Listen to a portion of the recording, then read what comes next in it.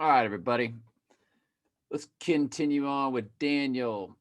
He will take refuge in his own fortresses, but will stumble and fall and be seen no more. His successor will send out a tax collector to maintain the royal splendor, but after a very brief reign, he will die, though not from anger or in battle.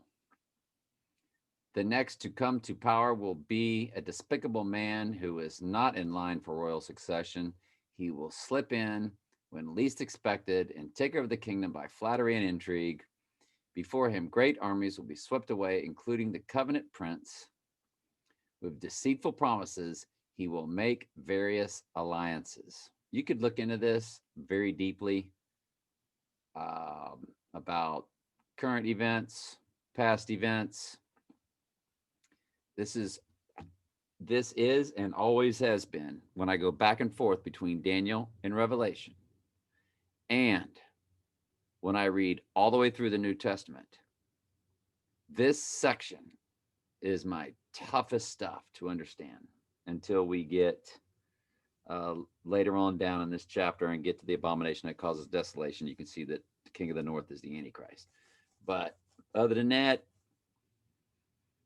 very difficult stuff. So he will become strong despite having only a handful of followers. Without warning, he will enter the richest areas of the land. He will distribute among his followers and plunder and wealth of the rich, something his predecessors had never done. He will plot the overthrow of strongholds, but this will last only for a short while. Then he will stir up his courage and raise a great army against the king of the south. The king of the south will go to battle with a mighty army, but to no avail. There will be plots against him. We'll continue tomorrow. And certain of them which were with us to the sepulchre and found it even so, the woman had said, but him they saw not. And when he said unto them, O fools and slow of heart to believe all that the prophets had spoken. So um, this was Jesus, if I'm not mistaken, from yesterday, walking with them. Let's just go ahead and read it in the New Living. Then Jesus said to them, You foolish people, you find it so hard to believe all that the prophets wrote in the scriptures. Wasn't it clearly predicted that the Messiah would have to suffer all these things before entering his glory?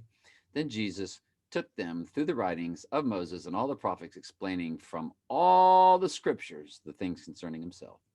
By this time, they were nearing Emos and the end of their journey. Jesus acted as if they were going on, but they begged him, Stay the night with us, since it is getting late. So he went home with them. As they sat down to eat, he took the bread and blessed it, and then he broke it and gave it to them. Suddenly their eyes were open, and they recognized him, and at that moment he disappeared. They said to each other, Didn't our hearts burn within us? He talked with us on the road, explained the scriptures to us. And within the hour, they were on their way back to Jerusalem. They found the 11 disciples and the others who had gathered with them, comma, and that's the end of today's readings. Get to the rest tomorrow. I love y'all.